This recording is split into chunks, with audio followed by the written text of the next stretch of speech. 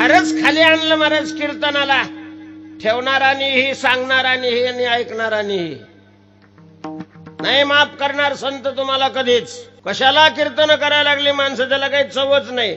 आत्मकल्याणाकरता कीर्तन करा. निमित्त कोणतंही असलं तरी कीर्तन कीर्तनाच्या नियमाने होत असेल तर कीर्तन करावं, नाही तर नाही करावं. त्याची जी महिमा आहे, त्याची जी लेवल आहे ती ढासळू नका, खाली नका आणू त्याला.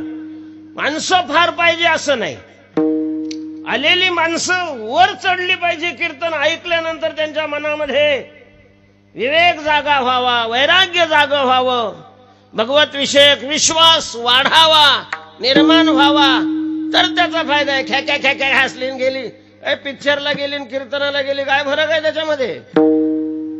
जर तुमच्या मनाची शांती वाढत नसेल, तुमच्या ज्ञानात भर पडत नसेल, तर ते कीर्तन नाहीये.